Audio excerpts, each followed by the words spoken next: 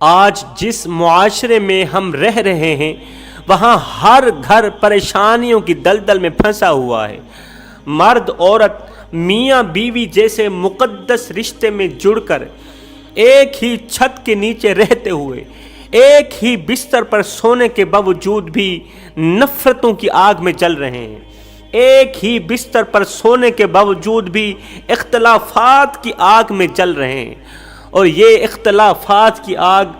میاں بیوی کے درمیان اس قدر نفرت پیدا کر رہی ہے، اس قدر نفرت پیدا کر رہی ہے کہ طلاق کا ذریعہ بن رہی ہے،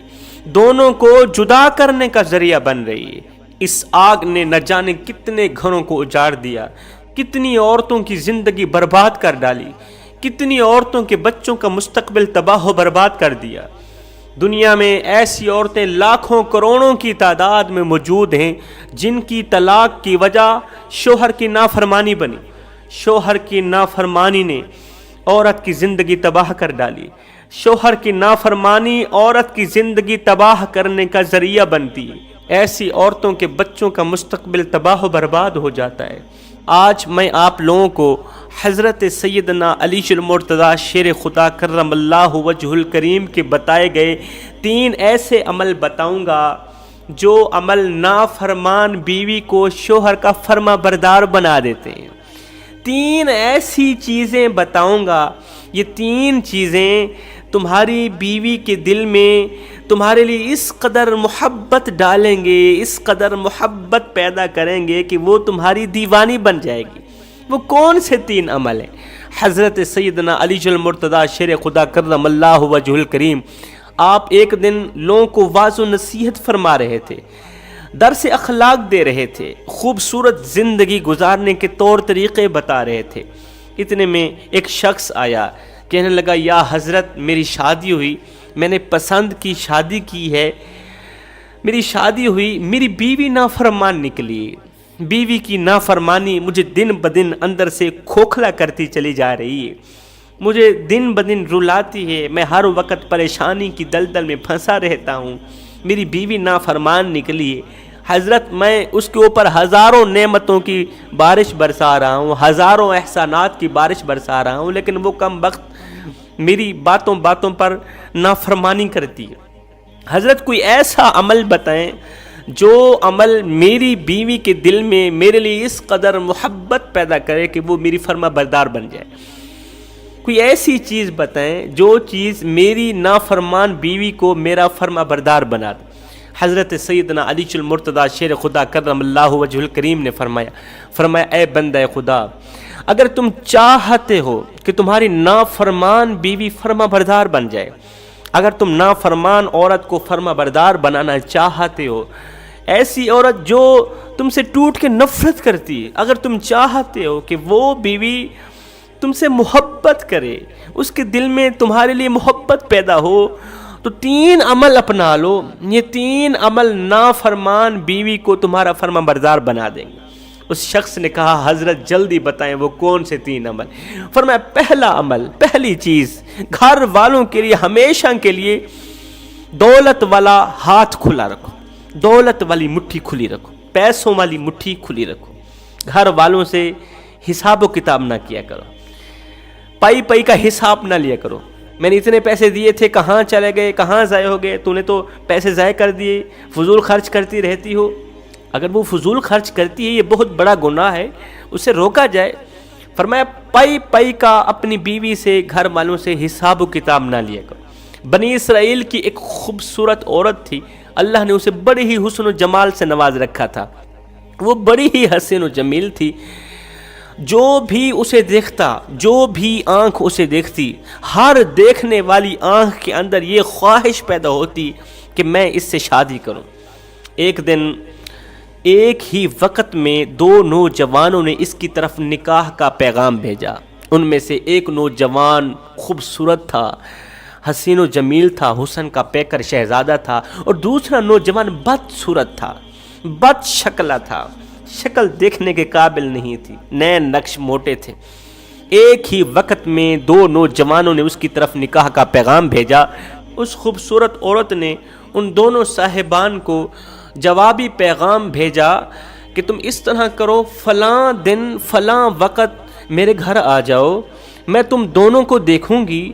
تم سے بات چیت کروں گی، تمہاری شکل دیکھوں گی، تمہاری صورت دیکھوں گی، سیرت دیکھوں گی، جو مجھے پسند آ جائے گا میں اسی سے شادی کر لوں گی۔ اللہ اکبر! عین اسی دن اسی وقت یہ دونوں نکاح کا پیغام بھیجنے والے صاحبان اس عورت کی خدمت میں اس کے گھر پہنچے۔ وہ خاتون مصروفیت کی وجہ سے ان دونوں صاحبان کو، نکاح کا پیغام بھیجنے والے صاحبان کو، اس خاتون نے ایسی جگہ پر بٹھایا جہاں سے وہ خاتون انہیں دیکھ تو نہیں سکتی تھی، ان دونوں کی گفتگو سن سکتی تھی۔ ایسی جگہ پر بٹھایا، خود اندر بیٹھ گئی، وہ ان دونوں کی گفتگو سنتی رہی۔ ادھر سے اس بدصورت نوجوان نے جیسے ہی حسن کے پیکر شہزادے کو دیکھا تو دنگ رہ گیا، اتنا حسین و جمیل تھا۔ اللہ اکبر! وہ کوئی بولتا تھا، وہ تو موتی رولتا تھا، کلام اس کا بڑا ہی شیرین تھا، بولنے کا سلیقہ تھا، اٹھنے بیٹھنے کا سلیقہ تھا، وہ خوبصورت تھا، حسین و جمیل تھا، اللہ نے اسے بڑی ہی حسن و جمال سے نواز رکھا تھا۔ اسے دیکھتے ہی دیکھتے اس بد شکل نوجوان نے کہا یہاں پر میری دال نہیں گلنے والی۔ وہ خوبصورت لڑکی ہے اور ہر خوبصورت لڑکی کی یہ خواہش ہوتی ہے کہ میرا جو شریک حیات ہو، میرا جو شوہر ہو، وہ بھی میری طرح کا خوبصورت ہو، حسن و جمال کا پیکر ہو۔ وہ تمام کی تمام خوبیاں اسی نوجوان کے اندر پائی جاتی ہیں، میرے اندر تو ایک خوبی بھی نہیں ہے۔ لہٰذا ایک دم اس کے ذہن میں ایک ترکیب آئی، اس بد شکل بد صورت نوجوان کے ذہن میں ایک ترکیب آئی۔ اس نے پوچھ ہی لیا، اے نوجوان، تیرے اندر یہ جو خوبصورتی ہے، کلام شیری ہے، بولنے کا سلیقہ ہے، ان تمام خوبیوں کے علاوہ جو میں دیکھ رہا ہوں، تو خوبصورت بھی ہے، تو حسین و جمیل بھی ہے، حسن و جمال کا پیکر ہے، تیرا کلام شیری ہے، تیری زبان میٹھی ہے، تیرا لہجہ میٹھا ہے، ان تمام خوبیوں کے علاوہ جو میں دیکھ رہا ہوں، یہ بتا ان کے علاوہ کوئی اور خوبی بھی تیرے اندر پائی جاتی ہے؟ اچھا پھر یہ بتا کہ تو اپنے گھر والوں سے حساب کتاب کس طرح کا رکھتا ہے، گھر والوں کے لیے تیرا حساب کیسا ہے؟ اس نے کہا کہ میں پئی کا حساب لیتا ہوں، میرے اندر ہزاروں خوبیاں ہیں، بہت بڑی خوبی یہ ہے کہ میں گھر والوں سے پئی کا حساب لیتا ہوں، ایک روپے کا حساب لیتا ہوں، گھر والوں کو پیسے دیتا ہوں، ماں باپ کو، بہن بھائیوں کو پیسے دیتا ہوں،